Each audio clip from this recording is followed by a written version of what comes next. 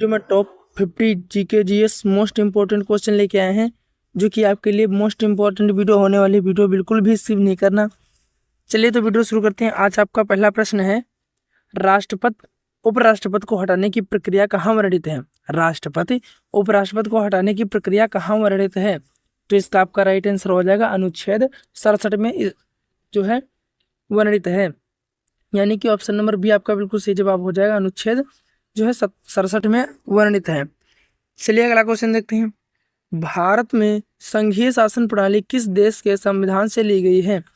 भारत में संघीय शासन प्रणाली किस देश के संविधान से ली गई है? तो इसका आपका राइट आंसर हो जाएगा कनाडा, यानी कि ऑप्शन नंबर बी आपका बिल्कुल सही जवाब हो जाएगा। कनाडा से जो है लिया गया है। चलिए अगला क्वेश्चन देखते हैं। राष्ट्रपति को महाभियोग के द्वारा हटाने का प्रस्ताव कहाँ से प्रारंभ होता है? राष्ट्रपति को महाभियोग के द्वारा हटाने का प्रस्ताव कहाँ से प्रारंभ होता है? तो इसका आपका राइट आंसर हो जाएगा दोनों सदनों में हो सकता है, लोकसभा में भी और राज्यसभा से भी, दोनों से, यानी कि ऑप्शन नंबर सी आपका बिल्कुल सही जवाब हो जाएगा। चलिए अगला क्वेश्चन देखते हैं। सुप्रीम कोर्ट में कुल कितने न्यायाधीश मुख्य सहित हो सकते हैं? सुप्रीम कोर्ट में कुल कितने न्यायाधीश मुख्य सहित हो सकते हैं? तो इसका आपका राइट आंसर हो जाएगा 34, यानी कि ऑप्शन नंबर सी आपका बिल्कुल सही जवाब हो जाएगा। 34 हो सकते हैं। चलिए अगला क्वेश्चन देखते हैं। भारतीय संविधान का संघ सूची किस अनुसूची में है? भारतीय संविधान का संघ सूची किस अनुसूची में है? तो इसका आपका राइट आंसर हो जाएगा 7वीं अनुसूची में है, यानी कि ऑप्शन नंबर ए आपका बिल्कुल सही जवाब हो जाएगा। चलिए अगला क्वेश्चन देखते हैं। विधान परिषद को समाप्त करने का अधिकार किसके पास है? विधान परिषद को समाप्त करने का अधिकार किसके पास है? तो इसका आपका राइट आंसर हो जाएगा संसद के, भारतीय संसद के पास है, यानी कि ऑप्शन नंबर सी आपका बिल्कुल सही जवाब हो जाएगा। चलिए अगला क्वेश्चन देखते हैं। संसद के कितने प्रकार के सत्र होते हैं? संसद के कितने प्रकार के सत्र होते हैं? तो इसका आपका जो है सही जवाब हो जाएगा ऑप्शन नंबर सी, 3 सत्र होते हैं, यानी कि ऑप्शन नंबर सी आपका बिल्कुल सही जवाब हो जाएगा। चलिए अगला क्वेश्चन देखते हैं। अनुच्छेद 110 किससे संबंधित है? अनुच्छेद 110 किससे संबंधित है? तो इसका आपका बिल्कुल सही जवाब हो जाएगा धन विधेयक से संबंधित है, यानी कि ऑप्शन नंबर ए आपका बिल्कुल सही जवाब हो जाएगा। चलिए अगला क्वेश्चन देखते हैं। संविधान में कितनी अनुसूचियां प्रारंभ में थी? संविधान में कितनी अनुसूचियां प्रारंभ में थी? तो इसका आपका बिल्कुल सही जवाब हो जाएगा 7 अनुसूचियां थी, यानी कि ऑप्शन नंबर बी आपका बिल्कुल सही जवाब हो जाएगा, जो है 7 अनुसूचियां थी। अगर वीडियो पसंद आई हो तो प्लीज़ चैनल को लाइक, शेयर एंड सब्सक्राइब जरूर करना। चलिए अगला क्वेश्चन देखते हैं। मौलिक कर्तव्यों की संख्या वर्तमान में कितनी है? मौलिक कर्तव्यों की संख्या वर्तमान में कितनी है? तो इसका आपका जो है बिल्कुल सही जवाब हो जाएगा ऑप्शन नंबर सी आपका बिल्कुल राइट आंसर हो जाएगा, यानी कि ऑप्शन नंबर सी 11 जो है सही आंसर हो जाएगा। चलिए अगला क्वेश्चन देखते हैं। किस संशोधन में पंचायत राज को संवैधानिक दर्जा मिला? किस संशोधन से पंचायत राज को संवैधानिक दर्जा मिला? तो इसका आपका बिल्कुल सही जवाब हो जाएगा 73वां जो है संशोधन के पंचायत राज को संवैधानिक दर्जा मिला, यानी कि ऑप्शन नंबर सी आपका बिल्कुल सही जवाब हो जाएगा। चलिए अगला क्वेश्चन देखते हैं। किस संशोधन द्वारा नगर निकायों को संवैधानिक दर्जा मिला? किस संशोधन द्वारा नगर निकायों को संवैधानिक दर्जा मिला? तो इसका आपका राइट आंसर हो जाएगा जो है 74वां संशोधन द्वारा, 74वां संशोधन, यानी कि ऑप्शन नंबर सी आपका बिल्कुल सही जवाब हो जाएगा। चलिए अगला क्वेश्चन देखते हैं। लोकसभा में न्यूनतम कितने सदस्य अनुसूचित जनजाति के लिए आरक्षित हैं? लोकसभा में न्यूनतम कितने सदस्य अनुसूचित जनजाति के लिए आरक्षित हैं? यानी कि ऑप्शन नंबर सी आपका बिल्कुल सही जवाब हो जाएगा 47 जो है लोकसभा में न्यूनतम सदस्य अनुसूचित 47 जो है जनजाति के लिए आरक्षित हैं। चलिए अगला क्वेश्चन देखते हैं। संविधान का कौन सा अनुच्छेद राष्ट्रपति को अध्यादेश जारी करने का अधिकार देता है? संविधान का कौन सा अनुच्छेद राष्ट्रपति को अध्यादेश जारी करने का अधिकार देता है? तो इसका आपका राइट आंसर हो जाएगा अनुच्छेद 123, यानी कि ऑप्शन नंबर बी आपका बिल्कुल सही जवाब हो जाएगा। अनुच्छेद 123 जो है अध्यादेश देता है। चलिए अगला क्वेश्चन देखते हैं। संविधान का कौन सा भाग राज्य के नीति निर्देश सिद्धांतों से संबंधित है? संविधान का कौन सा राज्य जो है नीति निर्देश सिद्धांतों से संबंधित है? तो इसका आपका राइट आंसर हो जाएगा भाग 5, यानी कि ऑप्शन नंबर बी आपका बिल्कुल सही जवाब हो जाएगा।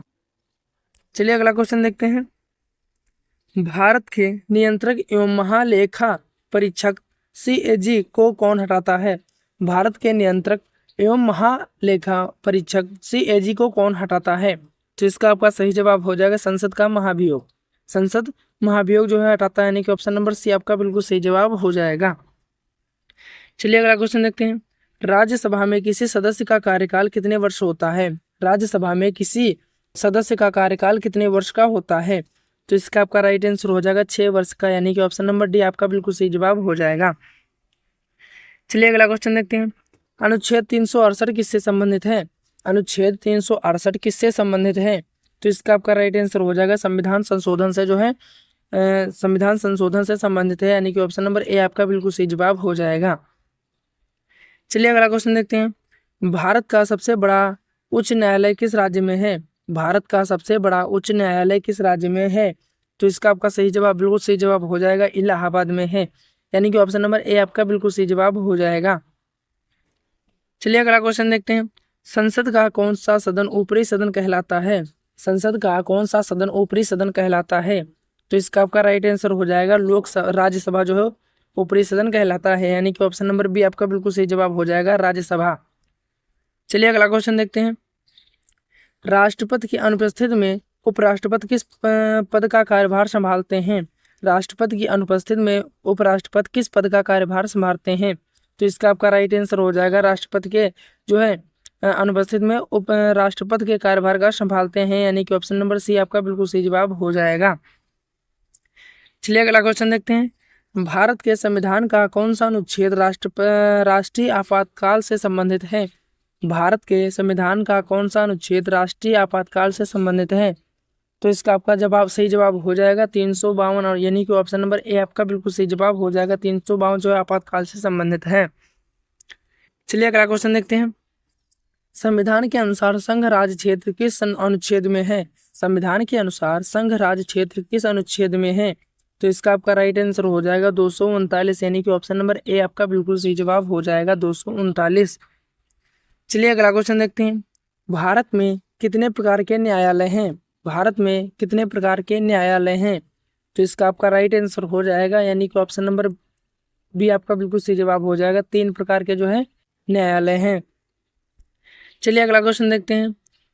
लोकसभा के स्थायी अध्यक्ष को क्या कहते हैं? लोकसभा के स्थायी अध्यक्ष को क्या कहते हैं? तो इसका आपका राइट आंसर हो जाएगा प्रोटेम स्पीकर, यानी कि ऑप्शन नंबर बी आपका बिल्कुल सही जवाब हो जाएगा। प्रोटेम स्पीकर कहते हैं। चलिए अगला क्वेश्चन देखते हैं। संविधान का अनुच्छेद 324 किससे संबंधित है? संविधान का अनुच्छेद 324 किससे संबंधित है? तो इसका आपका राइट आंसर हो जाएगा चुनाव आयोग से संबंधित है, यानी कि ऑप्शन नंबर ए आपका बिल्कुल सही जवाब हो जाएगा। चलिए अगला क्वेश्चन देखते हैं। कौन सा संशोधन शिक्षा का अधिकार मौलिक अधिकार में जोड़ता है? कौन सा संशोधन शिक्षा का अधिकार मौलिक अधिकार में जोड़ता है? तो इसका आपका राइट आंसर हो जाएगा 86वां जो है संशोधन शिक्षा का अधिकार मौलिक अधिकार में जोड़ता है, यानी कि ऑप्शन नंबर ए आपका बिल्कुल सही जवाब हो जाएगा 86वां। चलिए अगला क्वेश्चन देखते हैं। भारत में कुल कितने लोक सेवा आयोग हैं? भारत में कुल कितने लोक सेवा आयोग हैं? तो इसका आपका राइट आंसर हो जाएगा 3, यानी कि ऑप्शन नंबर सी आपका बिल्कुल सही जवाब हो जाएगा, जो है 3 लोक सेवा आयोग हैं। चलिए अगला क्वेश्चन देखते हैं। न्यायपालिका किस भाग में है? न्यायपालिका किस भाग में है? तो इसका आपका राइट आंसर हो जाएगा भाग 4 में है, यानी कि ऑप्शन नंबर बी आपका बिल्कुल सही जवाब हो जाएगा। चलिए अगला क्वेश्चन देखते हैं। राष्ट्रपति के अध्यादेश की अधिकतम अवधि कितनी होती है? राष्ट्रपति के अध्यादेश की अधिकतम अवधि कितनी होती है? तो इसका आपका राइट आंसर हो जाएगा 6 माह 6 सप्ताह, यानी कि ऑप्शन नंबर सी आपका बिल्कुल सही जवाब हो जाएगा 6 माह 6 सप्ताह होती है। चलिए अगला क्वेश्चन देखते हैं। लोकसभा के स्पीकर को कौन हटाता है? लोकसभा के स्पीकर को कौन हटाता है? तो इसका आपका राइट आंसर हो जाएगा लोकसभा ही हटाता है, यानी कि ऑप्शन नंबर बी आपका बिल्कुल सही जवाब हो जाएगा। चलिए अगला क्वेश्चन देखते हैं। वित्त आयोग का गठन किस अनुच्छेद के अंतर्गत होता है? वित्त आयोग का गठन किस अनुच्छेद के अंतर्गत होता है? तो इसका आपका राइट आंसर हो जाएगा अनुच्छेद 280 के अंतर्गत होता है, यानी कि ऑप्शन नंबर ए आपका बिल्कुल सही जवाब हो जाएगा। अनुच्छेद 280 के अंतर्गत होता है। चलिए अगला क्वेश्चन देखते हैं। भारत में कितने प्रकार के आपातकाल की व्यवस्था है? भारत में कितने प्रकार के आपातकाल की व्यवस्था है? तो इसका आपका राइट आंसर हो जाएगा ऑप्शन नंबर बी, यानी तीन जो है 3 प्रकार के आपातकाल की व्यवस्था है, यानी कि ऑप्शन नंबर बी आपका बिल्कुल सही जवाब हो जाएगा। चलिए अगला क्वेश्चन देखते हैं। पंचायत राज प्रणाली किस मंडल पर आधारित है? पंचायत राज प्रणाली किस मंडल पर आधारित है? तो इसका आपका राइट आंसर हो जाएगा बलवंत राय मेहता समिति के जो है मंडल पर आधारित है, यानी कि ऑप्शन नंबर डी आपका बिल्कुल सही जवाब हो जाएगा। चलिए अगला क्वेश्चन देखते हैं। राष्ट्रीय आपातकाल के दौरान कौन सा अधिकार निलंबित नहीं किया जा सकता? राष्ट्रीय आपातकाल के दौरान कौन सा अधिकार निलंबित नहीं किया जा सकता? तो इसका आपका राइट आंसर हो जाएगा अनुच्छेद 20 और 21। 20 और 21 जो है अधिकार निलंबित नहीं किया जा सकता, यानी कि ऑप्शन नंबर सी आपका बिल्कुल सही जवाब हो जाएगा। चलिए अगला क्वेश्चन देखते हैं। भारतीय संघ में शामिल किसी राज्य को अलग करने का अधिकार किसके पास है? भारतीय संघ में शामिल किसी राज्य को अलग करने का अधिकार किसके पास है? तो इसका आपका राइट आंसर हो जाएगा भारतीय संसद के पास है, यानी कि ऑप्शन नंबर बी आपका बिल्कुल सही जवाब हो जाएगा। चलिए अगला क्वेश्चन देखते हैं। किस अनुच्छेद के तहत राष्ट्रपति मंत्री परिषद को हटाता है? किस अनुच्छेद के तहत राष्ट्रपति मंत्री परिषद को हटाता है? इसका आपका सही जवाब हो जाएगा अनुच्छेद 75 के तहत, यानी कि ऑप्शन नंबर बी आपका बिल्कुल सही जवाब हो जाएगा। अनुच्छेद 75 के तहत मंत्री परिषद को जो है राष्ट्रपति हटाता है। चलिए अगला क्वेश्चन देखते हैं। राष्ट्रपति के चुनाव में कौन सा भाग नहीं लेता है? राष्ट्रपति के चुनाव में कौन भाग नहीं लेता है? तो इसका आपका राइट आंसर हो जाएगा राज्य विधान परिषद। राज्य विधान परिषद, यानी कि ऑप्शन नंबर डी आपका बिल्कुल सही जवाब हो जाएगा। चलिए अगला क्वेश्चन देखते हैं। संविधान के किस अनुच्छेद के अंतर्गत राष्ट्रपति को माफी देने का अधिकार है? संविधान के किस अनुच्छेद के अंतर्गत राष्ट्रपति को माफी देने का अधिकार है? तो इसका आपका राइट आंसर हो जाएगा अनुच्छेद 72, यानी कि ऑप्शन नंबर सी आपका बिल्कुल सही जवाब हो जाएगा। अनुच्छेद 72 के अंतर्गत जो है माफी देने का अधिकार है।